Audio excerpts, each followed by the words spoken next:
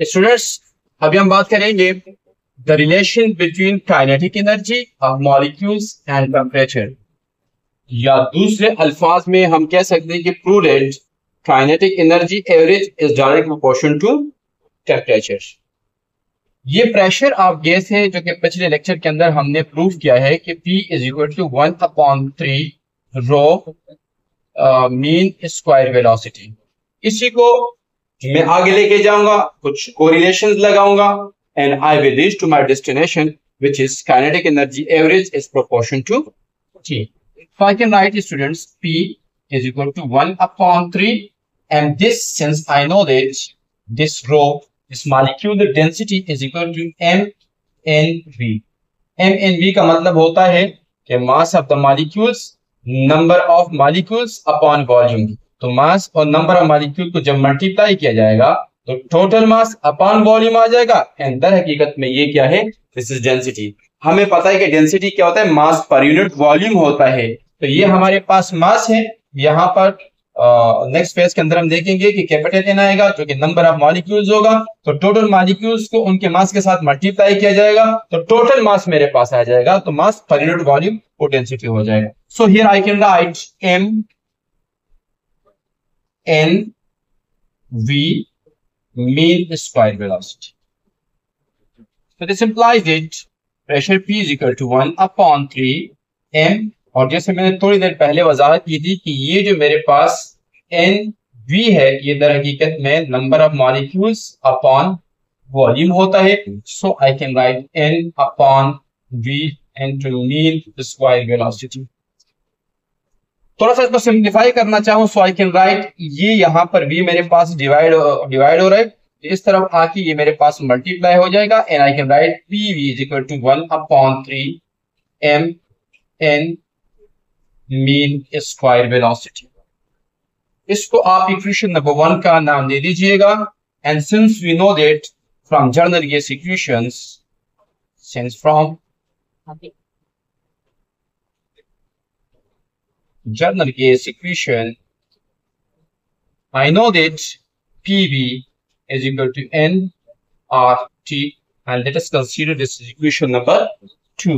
दोनों इक्वेशन को कंपेयर करेंगे so I can write, comparing equation 1 and 2, I can write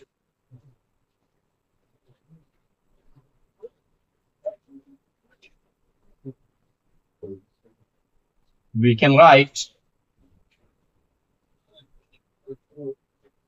that 1/3 m n mean square velocity is equal to nRT.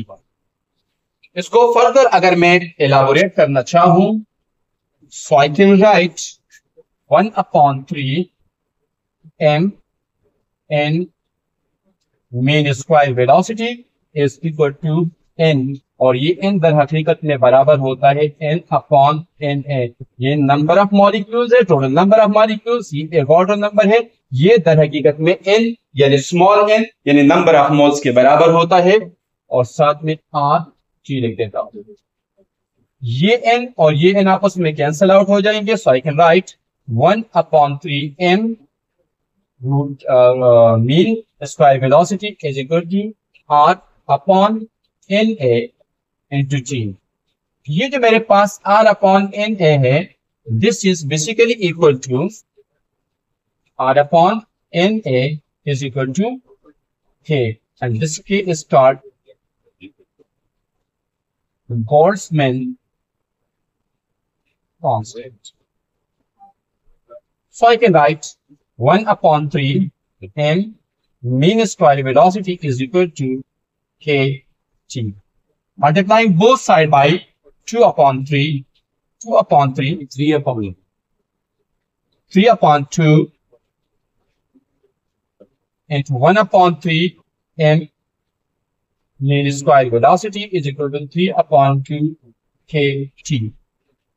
This 3 will be cancelled with this and I will get 1/2 m mean square velocity is equal to 3/2 KT. ये दर हकीकत में ये side मेरे पास बराबर है kinetic energy average के, क्योंकि मीन की बात हो रही है, तो mean kinetic energy is equal to 3/2 kg।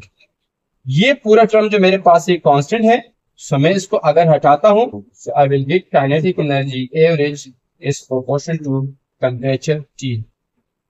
ये रिलेशनशिप हमें इस कंक्लूजन पे पहुंचाता है कि kinetic energy directly proportional temperature के, यानी अगर आप गैस सिस्टम का टेम्परेचर बढ़ाओगे तो अल्टीमेटली गैस के मॉलिक्यूल्स की काइनेटिक एनर्जी बढ़ेगी और ओवरऑल पूरे सिस्टम की एनर्जी बढ़ जाएगी, गैस सिस्टम की एनर्जी बढ़ जाएगी। इसका मतलब ये हुआ कि जब आपने सिस्टम का टेम्परेचर बढ़ा दिया तो मॉलिक्यूल्स दर हकीकत में अब पहले से ज्यादा हॉटर हो गए, उनका टेम्परेचर बढ़ गया। टेम्परेचर बढ़ने से उनके स्पीड में उनके वेलोसिटी के अंदर तब्दीली आई और वो बढ़ गई। सो बस हमारे पास temperature is directly proportional to average kinetic energy है। आपको अगर हमारी वीडियोस पसंद आती है तो आप लाइक करें, अगर कोई सवाल है कमेंट्स में डाल दीजिएगा, और अगर अगली वीडियोस देखना चाहते हो तो प्लीज आप हमारे चैनल को सब्सक्राइब करें।